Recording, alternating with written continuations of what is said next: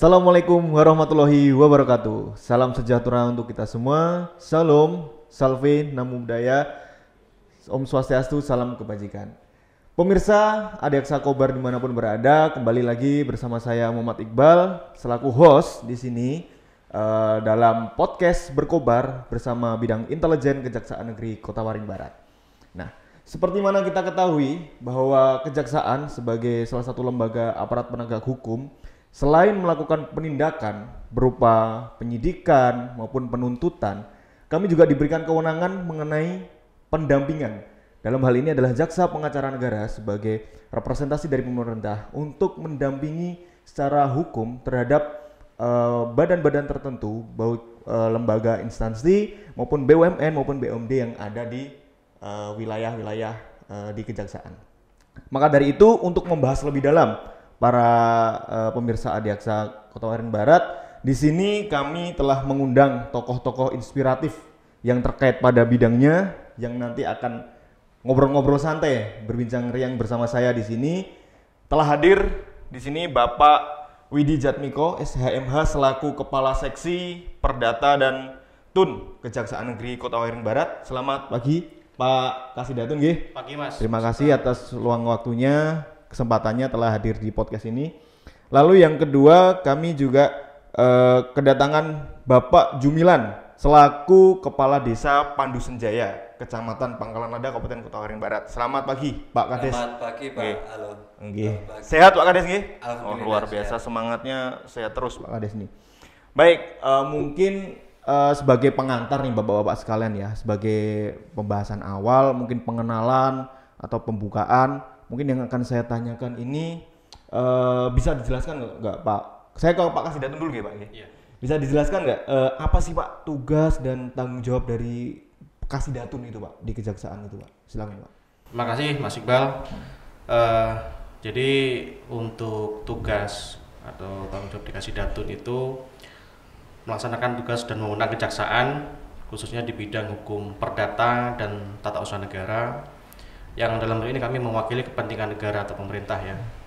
Nah, ada istilah dari kami itu namanya Jaksa Pengacara Negara. Kalau mungkin teman-teman masih asing dengan Jaksa Pengacara Negara itu.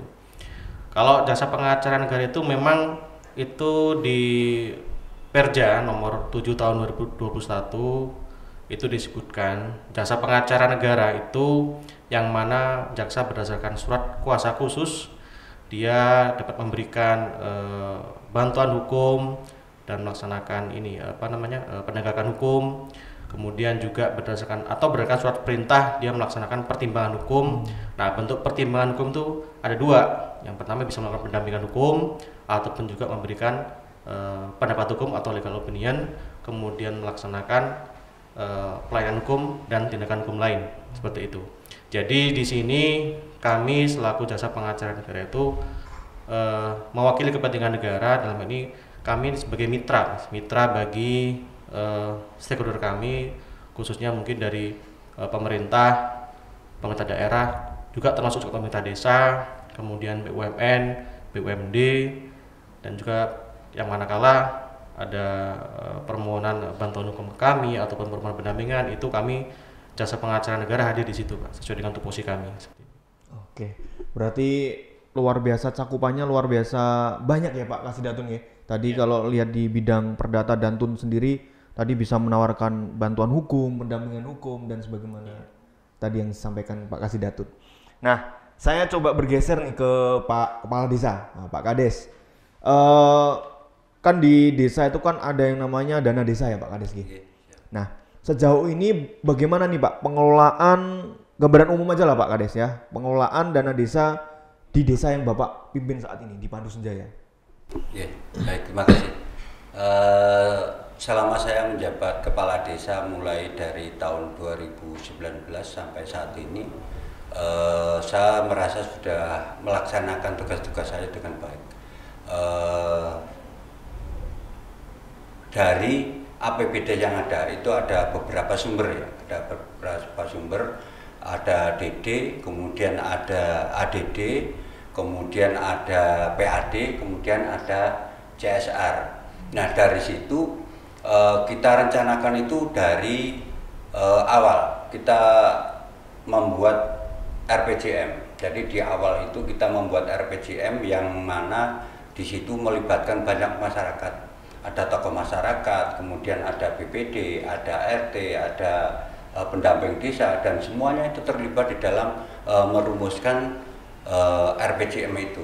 Kemudian setelah RPJM itu ada, kemudian setiap tahun kita juga ada yang namanya RKP ya, rencana kerja pemerintah itu juga itu setiap tahun kita evaluasi dari RPJM yang ada, kemudian kita sesuaikan dengan keuangan yang ada, kemudian mana yang mau dikerjakan lebih dulu. Nah itu yang selama ini kita lakukan di desa-desa, termasuk di Bandung Senjaya.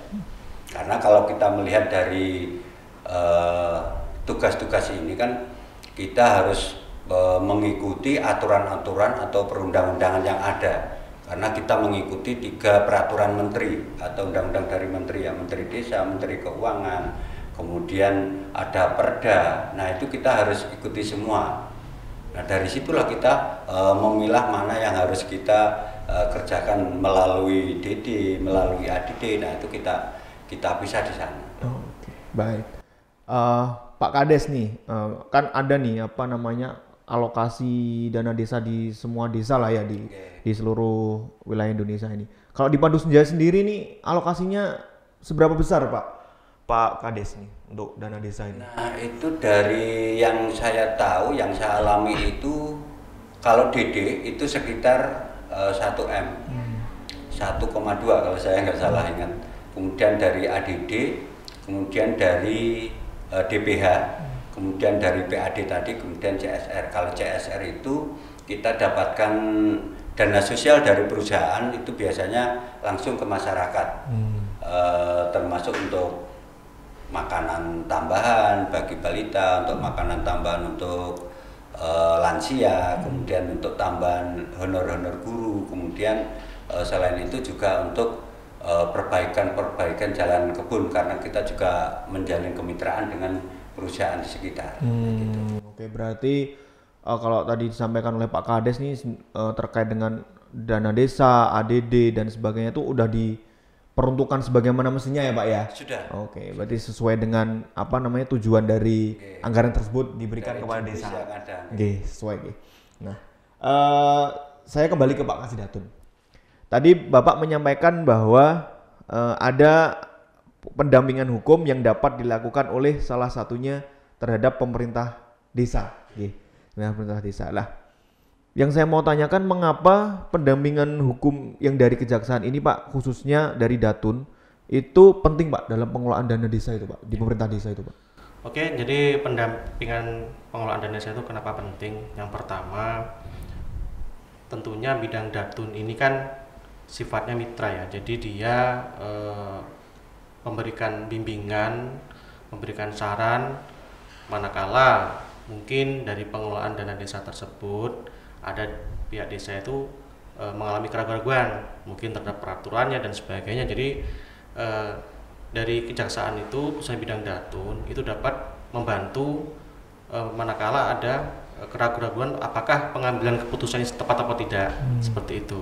Karena mungkin ada beberapa aparatur desa, entah itu Kades ataupun juga perangkatnya atau BPD yang mungkin kurang memahami terhadap aturan-aturan perundang-undangan khususnya pengelolaan dana desa. Nah, kenapa pendampingan itu perlu? Jadi untuk memitigasi semaksimal mungkin agar tidak terjadi penyimpangan atau penyalahgunaan, sehingga kita dapat meminimalisir potensi terjadinya entah itu kesalahan administrasi ataupun mengarah ke tindak pidana korupsi.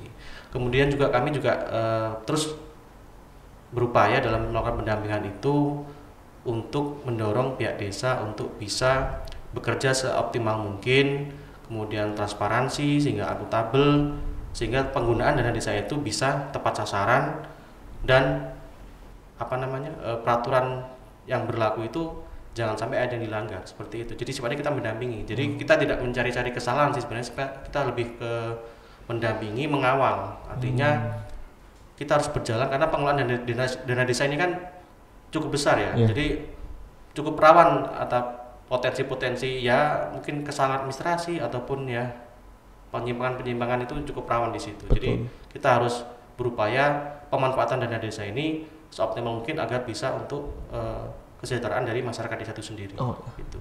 baik. Berarti untuk terkait pendampingan pengelolaan dana desa ini Pak, bentuk konkretnya itu pendampingan hukumnya itu seperti apa Pak Kasidatun? Mungkin bisa mungkin kalau desa butuh pendapat, kita berikan legal opinion. Kemudian kita bisa melakukan penyuluhan ataupun sosialisasi, kita buka forum konsultasi, FGD dan sebagainya. Itu tadi untuk bisa kita sifatnya lebih mengawal, menekankan, mengingatkan, kita mencegah atau memitigasi risiko terjadi penyimpangan seperti itu. Baik. Menarik Pak Kasidatun, ini kan saat ini kejaksaan kan sedang dikenal dengan sedang gencar-gencarnya melakukan penindakan, pengawasan dan terkait dengan penyidikan tindak pidana korupsi ini Pak Kasidatun. Nah, banyak orang atau masyarakat yang belum mengetahui ini terkait bidang perdata dan tata usaha negara ini. Nah, apa sih Pak, Bapak sebagai Pak Kasidatun ini, apa sih perbedaan yang sederhana lah antara pendampingan hukum atau legal assistant tadi Pak ya, dengan pengawasan atau penindakan itu Pak? Kalau pendampingan di sini kita sifatnya kan mitra Mas ya. Mitra artinya kita memberikan arahan, memberikan bimbingan, edukasi, preventif sifatnya. Kalau pengawasan dia itu kan lebih ke audit terhadap kepatuhan. Kalau pengawasan, kalau penindakan dia lebih ke penjatuhan sanksinya. Apakah ini kalau misalkan dia sudah terbukti melanggar ya harus dikenakan hukuman. Tapi kalau pendampingan sifatnya kita mencegah dari awal. Kita memitigasi dari awal sehingga potensi-potensi yang mungkin akan terjadi atau mungkin bisa dapat saja terjadi itu kita cegah, jangan sampai itu terjadi. Nah, kalau pengawasan juga sifatnya dia kan juga melihat apakah sudah patuh tidak terhadap aturan.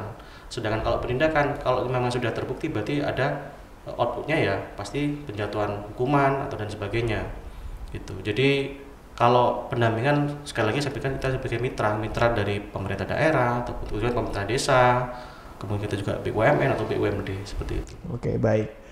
Kalau di Kota Waringin Barat sendiri nih Pak, dari bidang perdata dan TUN sendiri, itu terhadap pemerintah desa itu sudah melakukan pendampingan di mana saja Pak? Untuk saat ini baru Desa Pandusan Jaya kebetulan Desa Pandusan Jaya. Nah, kami juga berharap sih untuk desa-desa yang lain juga harapannya juga monggo kita untuk berkolaborasi, bersinergi untuk bisa mewujudkan bagaimana pemerintah desa khususnya itu dapat menjalankan pemerintahan yang baik gitu. Baik. Nah, ini saya bergeser lagi kepada Pak Kades lah terkait dengan praktek di lapangannya nih Pak Kades nih. Nah, Pak Kades, sejauh ini tadi kan Pak Kasidatun menyampaikan bahwa telah melakukan pendampingan hukum nih kepada salah satu desa di Kota Waringin Barat ini. Kebetulan desanya Pak Kades, Pak Jaya. Ini Pak Kadesnya juga kan. Nah, pengalaman Bapak nih bekerja sama dengan pihak Kejaksaan Kobar ini Pak, Kota Waringin Barat dalam hal pendampingan dana desa itu seperti apa Pak pengalamannya Pak?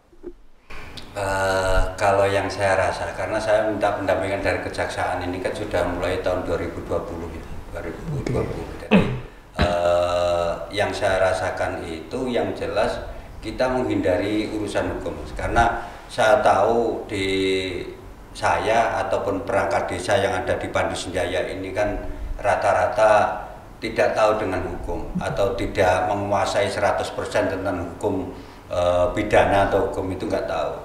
Dia hanya lulusan SMA atau S1 tapi kan bukan di bidang hukum. Nah, ketika kita minta pendampingan ini, kita bisa menjelaskan kepada mereka aturan-aturan dari Menteri Keuangan atau dari Menteri Desa itu penjabarannya kita bisa pahami dari situ.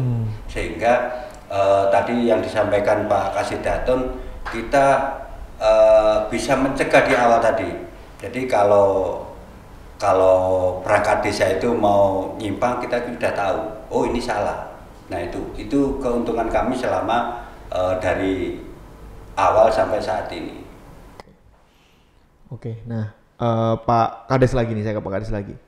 Tentunya Pak Kades ini sebagai apa ya bahasanya pimpinannya lah di Desa Pandu Senjaya lah ya, dengan beserta segala perangkat desanya. Itu kan pasti dalam melaksanakan atau merealisasikan anggaran baik dana desa maupun ADD itu kan pasti harus dipertanggungjawabkan ya. Dan melakukan pelaporan rutin ya kan Mbak ya, laporan keuangan pertanggungjawaban secara rutin. Nah, ada nggak Pak tantangan atau kekhawatiran dari Bapak nih selaku aparat desa maupun perangkat desa yang lain itu dalam memahami regulasi atau pelaporan keuangan yang akhirnya bisa dibantu nih sama kejaksaan? Tantangannya nih Pak. Ya itu tadi Mas, jadi yang saya tahu itu karena perangkat desa di Pandu Senjaya itu banyak, rata-rata kan hanya sekolahnya itu tadi SMP atau SMA, tapi kan untuk hukum itu memang nggak tahu, nggak ada yang di jurusan hukum itu nggak tahu, nggak ada. Nah sedangkan jumlah penduduk di Pandu Senjaya itu terbesar di Kecamatan Pangkalan Lada. Jadi kalau saya minta pendampingan dari kejaksaan sini, saya rasa juga nggak salah karena tadi jadi permasalahan yang ada dengan aturan yang ada itu kan biasanya itu sering berubah-ubah. Nah kalau kita nggak tahu dengan hukum yang ada di tata usaha atau apa ya kita jadi repot. Dari situlah kita minta pendampingan itu. Oke, baik. Nah Bapak Kepala Desa tadi menyampaikan bahwa terhadap pendampingan ini sudah mengajukan permohonan dari 2000 berapa tadi Pak? 2000. Pak Kades, udah 2020 ya. Berarti udah sama kejaksaan ini udah cukup lama lah mengenal ya Pak ya. Kejaksaan Negeri Kota Waringin Barat ini. Nah, ada nggak Pak contoh kasus atau situasi di mana pendampingan dari kita ini benar-benar bantu nih di Desa Pandu Senjaya? Ada nggak selama ini? Ada. Jadi ketika kita umpamanya ada bermitra dengan pihak ketiga, kemudian minta mungkin kayak tanda tangan atau apa, nah ketika kami itu meragukan dengan kenyataan di situ, saya pasti akan komunikasi ke kejaksaan. Apakah itu betul atau tidak, saya salah atau tidak. Nah seperti itu. Berarti emang udah ada lah contoh-contoh konkretnya ya Pak ya, pendampingan dari kita, terus Bapak misal meminta arahan lah dari kita gitu kan Pak, dari kejaksaan gitu ya. Baik, untuk segmen ini kita jeda dulu Pak Kasidatun sama Pak Kades. Nanti kita masuk ke segmen kedua untuk bahas lebih dalam lagi lah terkait dengan pendampingan ini. Jadi begitu pemirsa Adiaksa yang dimanapun berada, untuk sekarang saat ini kita break dulu. Setelah ini kita akan membahas lebih dalam lagi terkait dengan pendampingan yang telah dilakukan oleh Kejaksaan Negeri Kota Waringin Barat terhadap desa. Dalam hal ini adalah Desa Pandu Senjaya. Jangan kemana-mana, tetap stay di podcast Berkobar bersama Bidang Intelijen Kejaksaan Negeri Kota Waringin Barat.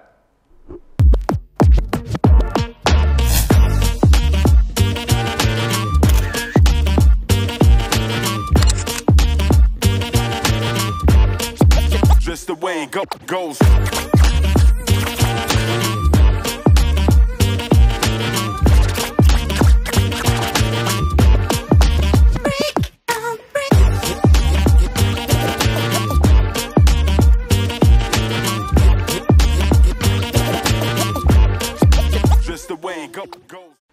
Baik sahabat Adiaksa Kota Waringin Barat dimanapun berada, kembali lagi bersama saya di podcast Berkobar bersama Bidang Intelijen Kejaksaan Negeri Kota Waringin Barat. Kita lanjut ngobrol-ngobrolnya bersama tamu-tamu kita yang sudah hadir di sini, Bapak Kasidatun Kejari Kota Waringin Barat dan Bapak Kepala Desa Pandu Senjaya. Mungkin sebelum kita ngobrol lagi Pak, kita ngopi dulu. Oke, silakan Pak, dinikmati dulu kopinya. Monggo Pak Kades. Nah, biar lebih nyantai Pak Kades. Nah, oke. Mungkin sebelum saya membahas terkait dengan pendampingan lagi nih Pak. Pak Kades sendiri di Pandu Senjaya sendiri udah menjabat berapa lama Pak? Saya dilantik berdasarkan SK itu tanggal 25 Oktober 2019. 2019. Nah, kemudian kemarin ada tambahan, ada pelantikan yang kedua itu ada tambah 2 tahun, jadi nanti berakhir di tahun 2027. Oh, yang menjadi 8 tahun gitu ya? Oke. Berarti berakhir 2027 berarti ya? Masih satu periode ini ya Pak ya, Pak Kades ya? Iya, dari 2019 sampai 2027 nanti. Oke. Jadi satu periode. Memang ini Pak, memang warga Pandu Senjaya Pak Kades ini, asli warga Nah, Senjaya. kami di Desa Pandu Senjaya itu berdasarkan penempatan transmigrasi pada tahun 1984. Kalau saya sendiri. Berarti masyarakat trans itu ya, yang waktu itu ya. Tepatnya itu di tanggal 1 Februari 1984. Oh Saya iya, tinggal di situ. udah cukup lama lah Pak menetap di Pandu Senjaya nggih. iya. Berarti udah memang sesepuhnya lah ya, di Pandu Senjaya kan. Ya, nggih. Oke. Seperti itu. Kalau Pak Kasidatun sendiri Pak menjabat di Kejari Kota Barat ini Pak sejak kapan nih Pak Kasidatun? Untuk saya menjabat di Kejari Utara Barat kalau sesuai SK itu per akhir April 28 April 2025. Cuman untuk saya baru dilantik itu tanggal 5 Juni 2025. Jadi kurang lebih baru melaksanakan tugas di sini ya hampir 2 bulan lah. Hampir 2 bulan Ya masih baru ya Pak, masih belum lama ya Pak, sebulan 2 bulan ya Pak ya. Sebelumnya di mana Pak Kasidatun? Kalau sebelumnya saya di Kejari Bojonegoro. Oh di Kejari Bojonegoro. Gitu. Cuma kalau sama Pak Kades ini udah kenal. Oh langsung kenal ya Pak, baru 2 bulan itu langsung kenal ya. Memang jalinan apa namanya komunikasi itu memang dibutuhkan Pak, sinergitas tuh Pak. Baik. Nah langsung saya coba masuk ke Pak Kasidatun lagi nih Pak. Saya mau bertanya nih Pak terkait dengan pencegahan dan edukasi lah. Nah apa sih Pak bentuk-bentuk konkret dari edukasi atau apa ya bahasa lainnya sosialisasi lah, sosialisasi hukum yang dilakukan kejaksaan itu kepada pemerintah desa, perangkat desa atau seperti apa gitu Pak? Contohnya gini Mas, kita bisa melakukan namanya penyuluhan hukum ya, penyuluhan hukum atau penerangan hukum. Jadi untuk hal ini kita bisa berkolaborasi, bidang data ini sebenarnya bisa berkolaborasi dengan bidang intelijen. Seperti apa kegiatannya? Contoh, jaksa masuk desa atau mungkin jaksa menyapa. Di situ kita menjelaskan terkait peraturan-peraturan perundang-undangan yang berlaku khususnya untuk pengelolaan dana desa. Atau bentuk lainnya kita bisa melakukan forum diskusi ya atau FGD, forum konsultasi mungkin dari pihak desa ingin ada apa namanya permasalahan terkait keraguan-raguan tadi yang disebutkan Pak Kades tadi untuk pengambilan keputusan pengelolaan dana desa itu seperti apa, kita bisa adakan forum grup diskusi atau FGD. Kemudian juga mungkin untuk bisa mengadakan BIMTEK juga bisa untuk pelatihan untuk aparatur desa ya, karena saya sampaikan tadi seperti juga disampaikan Pak Kades tadi juga tidak semua aparatur desa kadang-kadang bisa memahami semua peraturan perundang-undangan karena tadi ada yang latar belakangnya pendidikan dan sebagainya. Maka itulah kami ini ingin mengajak berkolaborasi, kehadiran kami sebagai bidang datun ini hadir di tengah-tengah masyarakat, hadir di tengah-tengah pemerintahan khususnya pemerintahan desa untuk bisa memberikan edukasi terkait peraturan perundang-undangan seperti itu. Oke, baik, berarti memang kita ini sifatnya lebih ke preventif ya Pak ya, langkah preventif ya Pak, langkah pencegahan ya. Nah, terkait langkah preventif ini Pak, tadi kan kita di depan tadi kan bahas mengenai dana desa, pendampingan dana desa dan sebagaimana mestinya lah. Nah, apa sih Pak upaya kejaksaan ini Pak mendorong transparansi Pak, transparansi dan akuntabilitas dalam penggunaan dana desa itu sendiri Pak? Kita mengupayakan untuk melakukan pendampingan sebenarnya dari sejak awal Pak, mulai dari tahap perencanaan, kemudian tahap pelaksanaan kegiatannya, kemudian pertanggungjawabannya, kemudian juga kita mendorong untuk pihak desa itu melaksanakan sistem keterbukaan informasi publik. Jadi artinya gini, untuk dalam kegiatan di desa khususnya untuk penggunaan anggaran desa itu harapannya ya tadi dipasang ini apa namanya papan informasi Pak ya, tentang kegiatannya seperti apa, kemudian anggarannya berapa, realisasi kegiatan seperti apa gitu. Kemudian juga nanti kita bisa juga untuk melakukan legal audit atau mungkin kita lihat auditnya itu seperti apa ya, peraturan-peraturan ini sudah dijelaskan atau belum. Nah seperti ini mungkin dari dokumen-dokumen perjanjian kontrak atau dokumen pengadaan barang dan jasa kita bisa untuk melakukan pemeriksaan di situ untuk mencegah terjadinya maladministrasi dan sebagainya. Oke. Nah, tentunya dalam melakukan langkah-langkah tersebut kan ada nih Pak, apa namanya rencana-rencana yang sudah di planning lah, udah direncanakan oleh bidang Datun, Pak. Mungkin saya mau menanyakan terkait inovasi, Pak. Nah, inovasi rencana yang mau dilakukan oleh Kejaksaan Negeri Kota Magelang ini dalam hal ini bidang Datun ini dalam mengembangkan sistem pendampingan hukum ataupun pelayanan hukum, Pak. Itu misal nih Pak, melalui digitalisasi ya. Itu inovasi apa yang Bapak rencanakan ke depannya itu, Pak?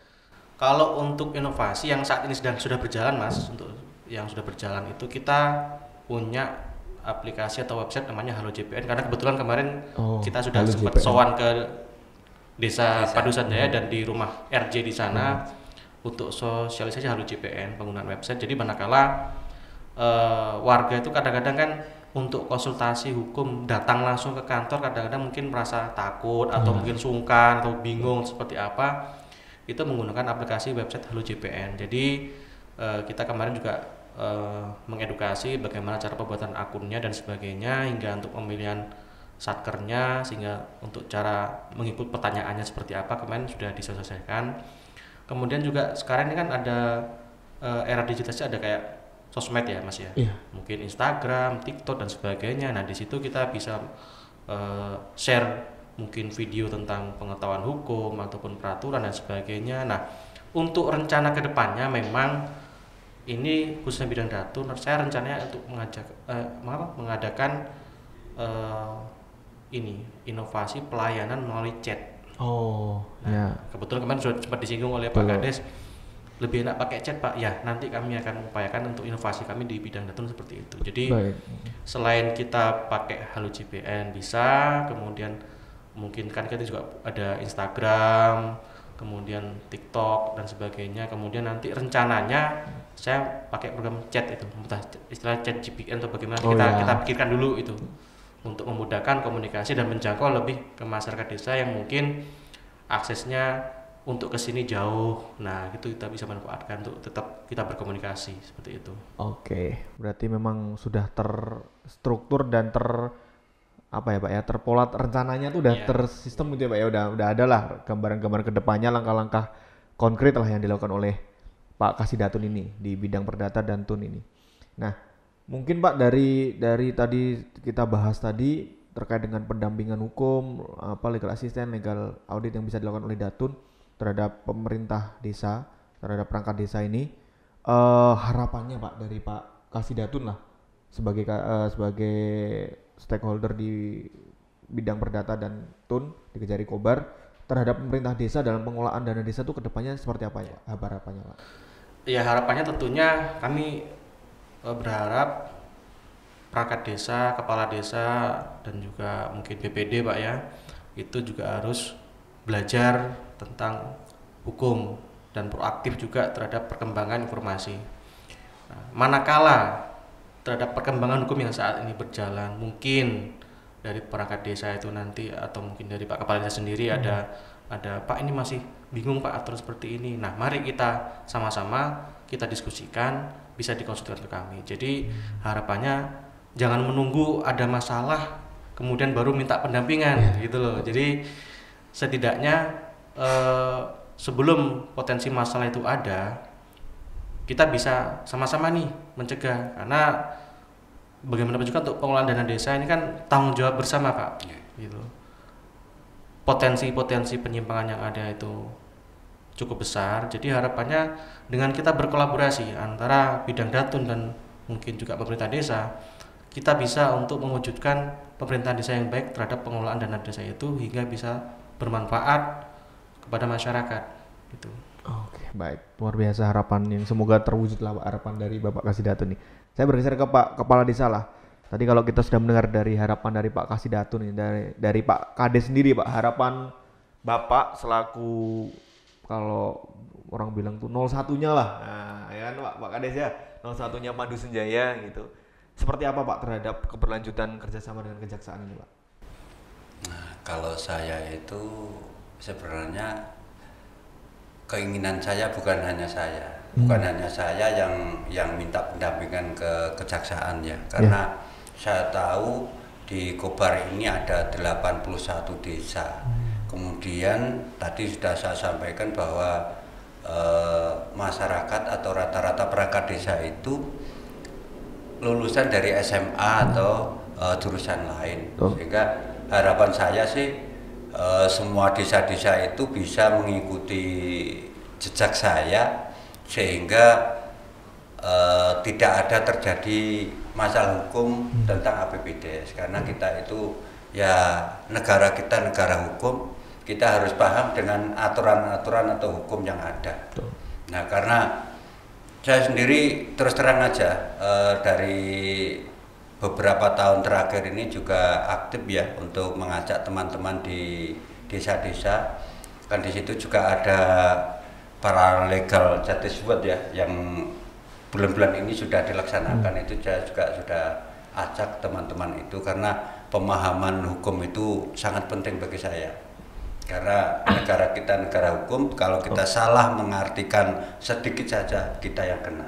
Nah, harapan saya seperti itu. Jadi mungkin dari desa lain atau perangkat desa lain bisa meminta pendampingan kepada Kejaksaan Negeri Pangkalanbun untuk mendampingi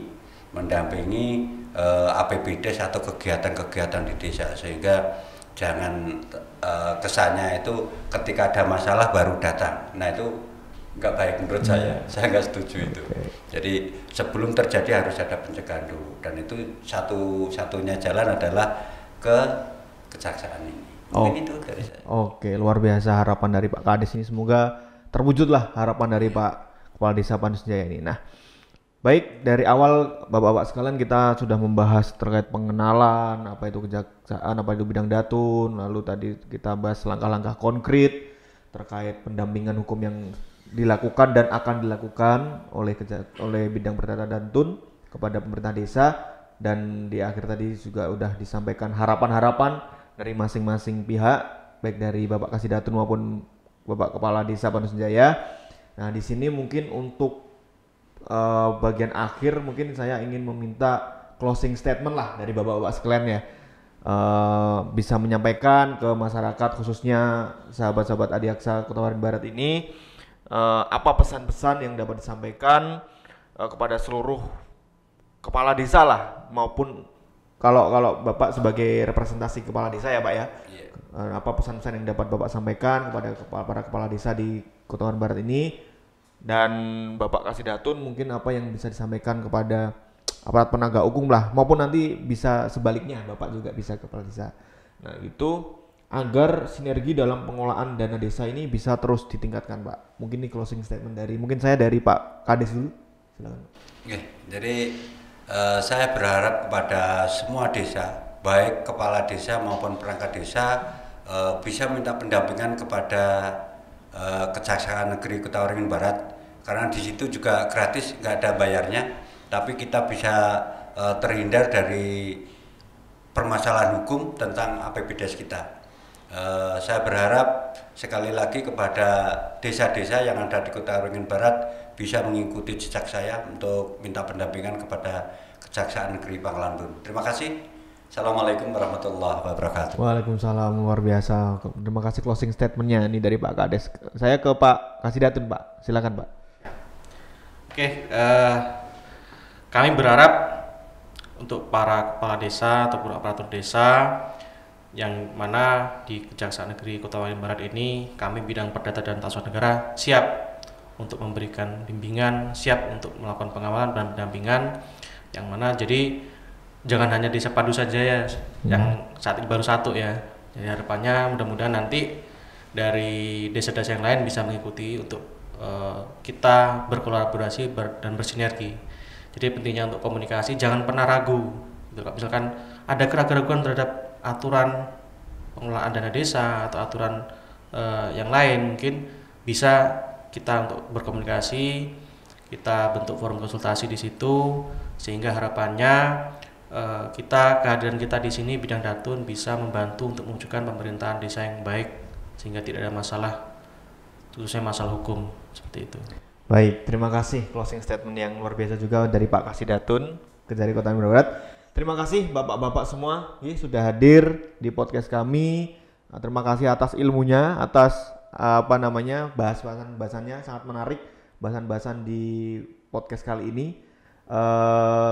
untuk Sobat Adiaksa Sobat Adiaksa Kota Barat, demikian untuk podcast bersama Bapak Kasidatun Kejari Kota Barat dan Bapak Kepala Desa Pandu Senjaya.